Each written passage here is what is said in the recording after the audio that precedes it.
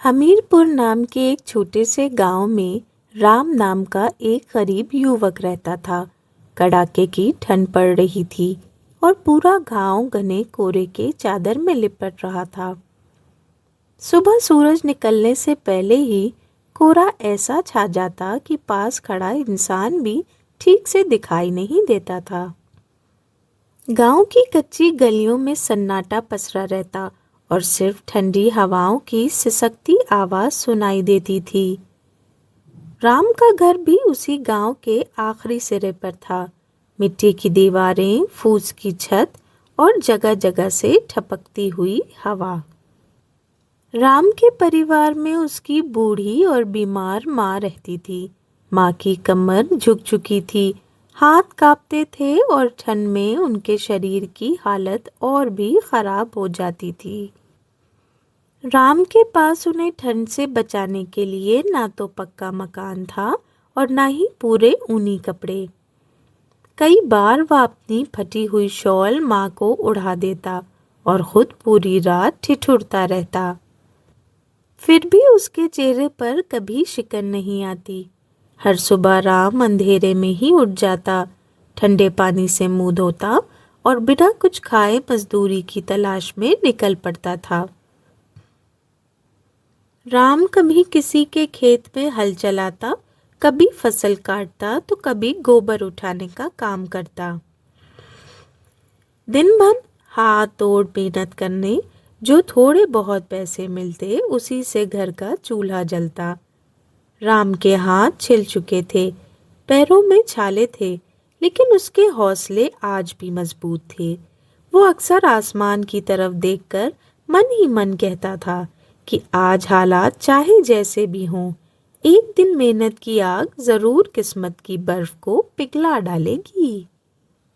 उसी गांव में एक सम्मानित जिम्मेदार सेठ रघुवीर भी रहते थे। वे ईमानदार थे, मेहनती थे और गांव के गरीबों की मदद किया करते थे। लेकिन उनकी एक पुश्तैनी जमीन पर गांव के ही दबंग ठाकुरदास ने जबरदस्ती कब्जा कर लिया था। ठाकुरदास ताकतवर था, उसके बेटे भी बदमाश किस्म के थे और गांव के कई डर के मारे उसके खिलाफ बोलने की हिम्मत नहीं करते थे।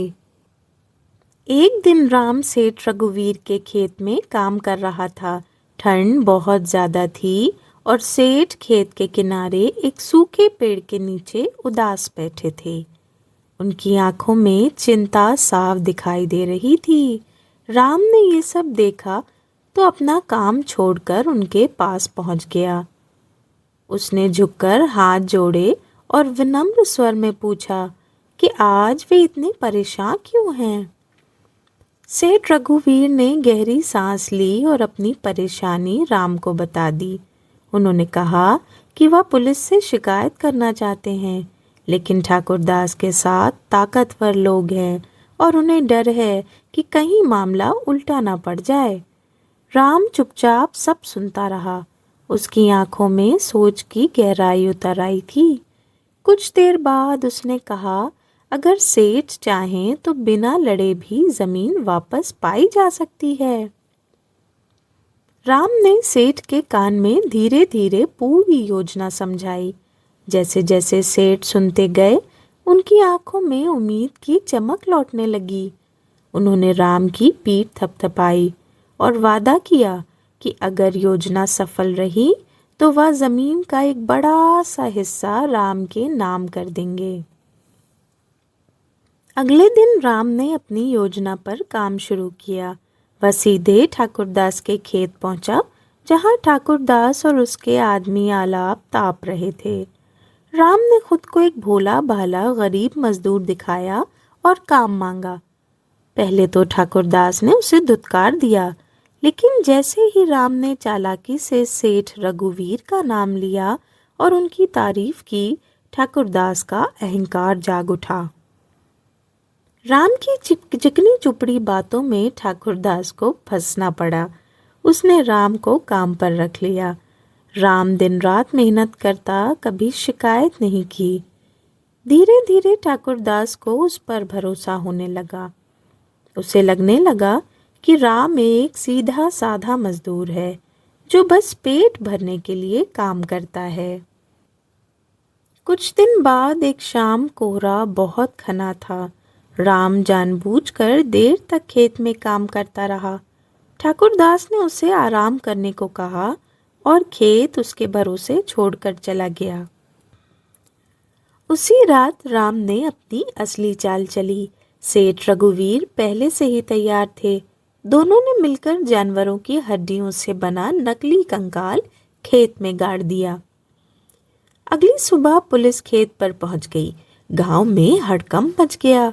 ठाकुरदास के पैरों तले जमीन खिसक गई जब उसने खेत में कंकाल देखा। डर के मारे उसका चेहरा सफेद पड़ गया।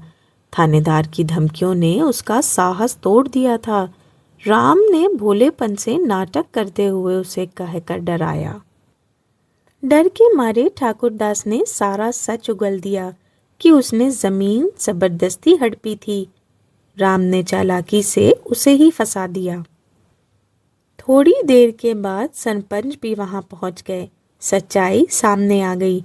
सेठ रघुवीर ने सबके सामने बताया कि ये सब एक योजना थी ताकि सच्चाई बाहर आ सके। ठाकुरदास और उसके बेटे शर्म से सिर झुकाकर माफी मांगने लगे। सरपंच ने उन्हें कड़ी चेतावनी दी और जमीन सेठ रघुवीर को वापस दिला दी। तो पुलिस बिना किसी गिरफ्तारी के लौट गई क्योंकि अपराध स्वीकार हो चुका था। अंत में खेत से सिर्फ राम और सेठ रघुवीर रह गए। ठंडी हवा चल रही थी लेकिन अब उसमें जीत की गर्माहट थी। सेठ रघुवीर ने अपना वादा निभाया और जमीन का एक बड़ा हिस्सा राम के नाम कर दिया। राम की आंखों में आंसू थे लेकिन चेहरे पर संतोष की मुस्कान थी। अब राम सिर्फ एक मजदूर नहीं रहा था।